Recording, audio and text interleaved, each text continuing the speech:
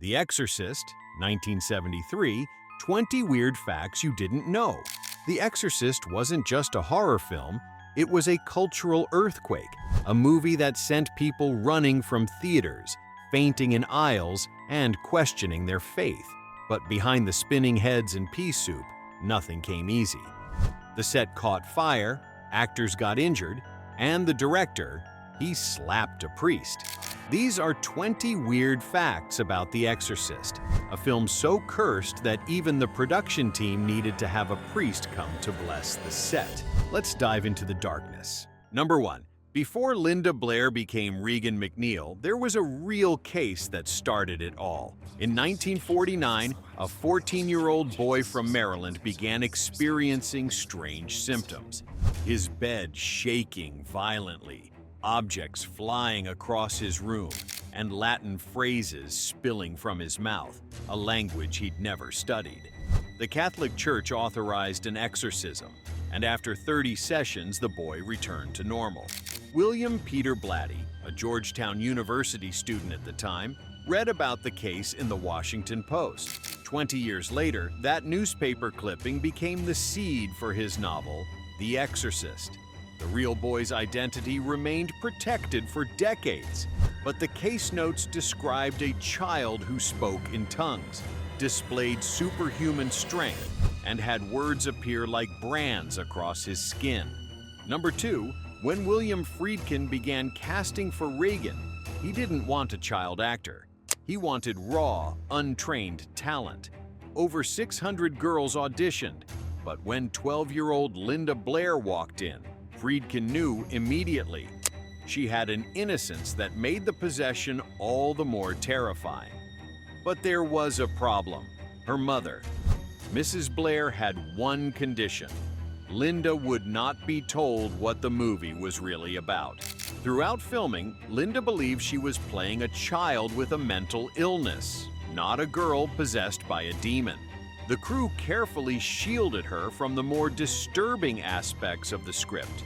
When you watch those scenes of demonic rage, remember, that's a child who didn't fully understand what she was portraying. Number 3. The set was plagued by so many accidents that the production crew brought in a real priest to bless it. A mysterious fire destroyed the McNeil living room set, delaying production for 6 weeks. The only room untouched? Regan's bedroom, where the exorcism scenes were filmed. Jack McGowan, who played Burke Dennings, died suddenly of influenza just after completing his scenes. Linda Blair's harness malfunctioned during a levitation scene, causing her to injure her back. Ellen Burstyn was permanently injured when a stunt went wrong. That scream of pain when she's thrown from Regan's bed? That's real.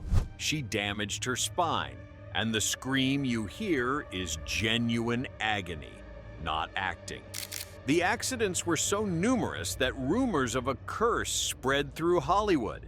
Number 4, the most iconic scene, Regan's head spinning 360 degrees, almost didn't happen.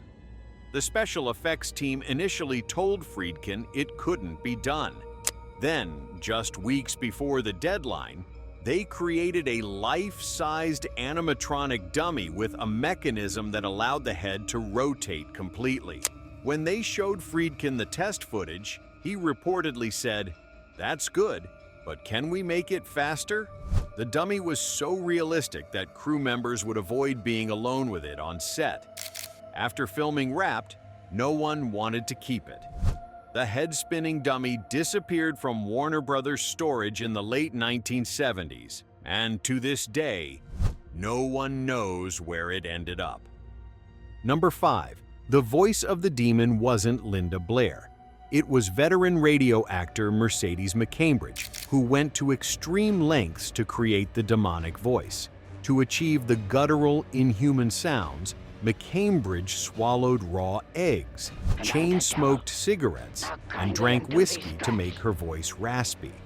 She was sometimes tied to a chair during recording sessions to create the feeling of restraint. The most disturbing part? She had been sober for years. but Friedkin convinced her that drinking during the sessions would make the performance more authentic. She relapsed for the role, a sacrifice that went uncredited in the film's initial release.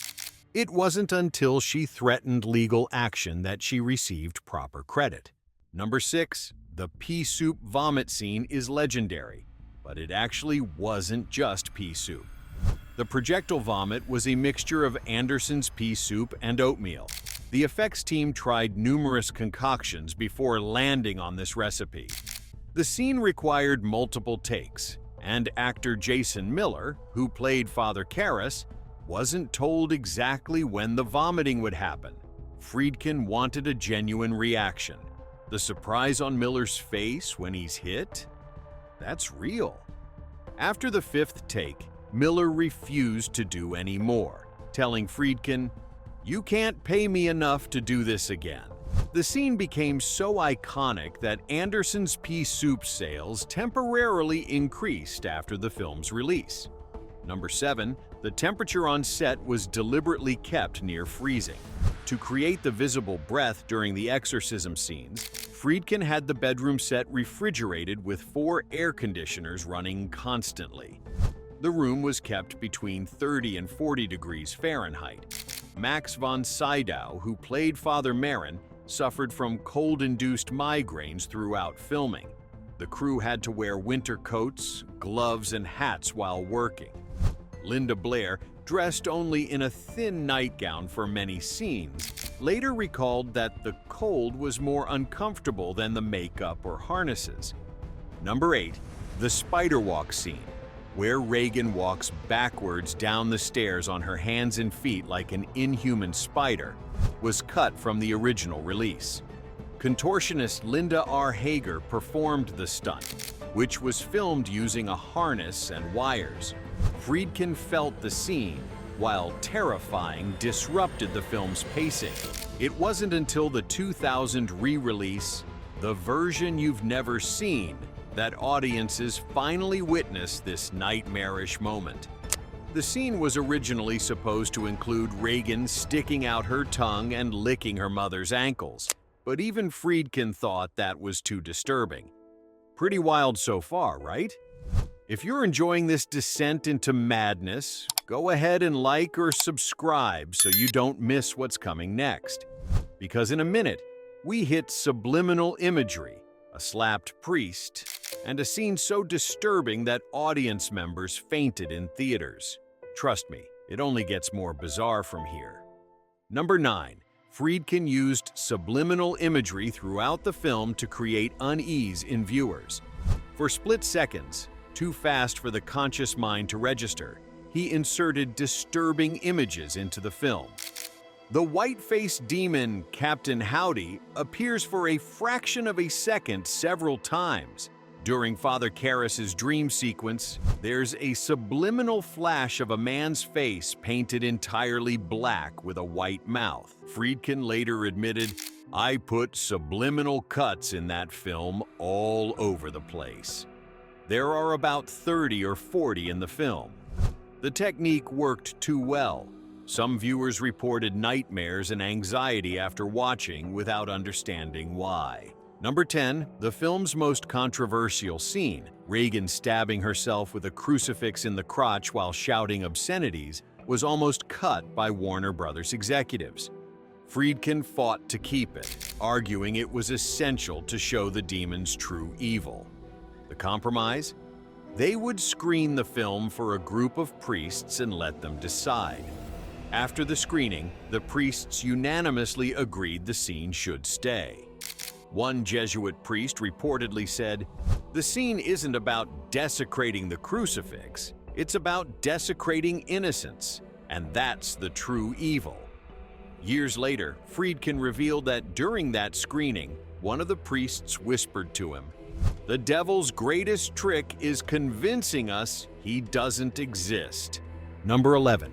The film's iconic poster, Father Merrin arriving at the McNeil house under a streetlight, was based on René Magritte's 1954 painting Empire of Light. Bill Gold, who designed the poster, added just one element to the Magritte-inspired scene: a single beam of light shining from Reagan's bedroom window. That small addition transformed the image from merely eerie to specifically ominous. The poster became so iconic that it's been parodied countless times. In 2001, Premiere magazine ranked it as the 5th best movie poster of all time. Number 12. During filming, Friedkin's methods became increasingly extreme. To get authentic reactions from his actors, he fired guns without warning, slapped people before emotional scenes, and kept them in a constant state of unease. In one infamous incident, he slapped Father William O'Malley, a real Jesuit priest who played Father Dyer, immediately before filming the emotional scene where he administers last rites to Father Karras. O'Malley wasn't giving the performance Friedkin wanted, so the director asked to see his hand, then slapped it hard with a rolled-up magazine. When O'Malley reacted with shock, Friedkin immediately called action. The stunned, emotional reaction you see in the film is genuine. A priest trying to process being struck by his director. Number 13. The original musical score, composed by Lalo Schifrin, was completely rejected by Friedkin. During a screening for Warner Brothers executives, Friedkin became so frustrated with the music that he ripped the film reels from the projector and threw them out the window into the studio parking lot. He then selected pieces of existing classical music, including Mike Oldfield's Tubular Bells, which became synonymous with the film despite being used for less than 3 minutes of screen time. The haunting piano piece became so associated with horror that Oldfield grew to resent its success. Schifrin, who had spent months on his rejected score, later said the experience was traumatic. "It was the most unpleasant experience of my life." Number 14. The film's premiere in New York City on December 26, 1973, was chaotic. Audience members fainted, vomited, and fled the theater. Paramedics were called to multiple screenings during the first week of release. In one Chicago theater, a man charged the screen trying to kill the demon. The film was banned in several countries, and numerous U.S. cities attempted to prevent it from being shown. Despite, or perhaps because of, the controversy, it became a massive hit, grossing over $440 million in today's dollars. Lines wrapped around blocks, with wait times of up to 3 hours. Warner Brothers provided Exorcist barf bags to theaters and included medical warnings in advertisements. Number 15. Ellen Burstyn only took the role of Chris McNeil after Jane Fonda turned it down with a scathing rejection. Fonda called the script a bunch of capitalist bulls, believing it exploited people's religious fears for profit. Audrey Hepburn was interested but declined because she'd have to film in America while her son was in school in Switzerland. Anne Bancroft was next in line but became pregnant. When the role finally reached Burstyn, she was hesitant but intrigued by the spiritual questions the film raised. She later said, "I took the part because I thought it was a film about the mystery of faith." Her performance earned her an Oscar nomination. Number 16. The film's sound design was revolutionary and deliberately manipulated viewers' subconscious. Sound designer Ron Nagel created the demon's vocal effects by mixing in sounds from animals, including bees, dogs, and even pigs being led to slaughter. For the scene where Reagan's bed shakes violently, they recorded the sound of a jackhammer tearing up the studio parking lot, then slowed it down to create an ominous rumble. The buzzing of flies was amplified and layered throughout quiet scenes, often at frequencies just at the edge of human hearing. This created anxiety in viewers who sensed something wrong but couldn't identify what. The film won the Academy Award for Best Sound, recognizing how these techniques created an atmosphere of dread that visuals alone couldn't achieve. Number 17. Max von Sydow, who played Father Merrin, was only 44 when he took the role of the elderly exorcist. His transformation into a man in his 70s took 4 hours of makeup application each day. The makeup was so convincing that visitors to the set often spoke loudly to him, assuming he was actually elderly and hard of hearing. Von Sydow found this amusing but exhausting.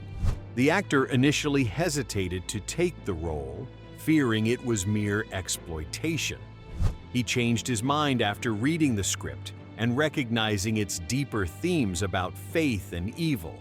His performance as the weary, determined priest facing evil one last time became one of cinema's most iconic portrayals of quiet courage. Number 18.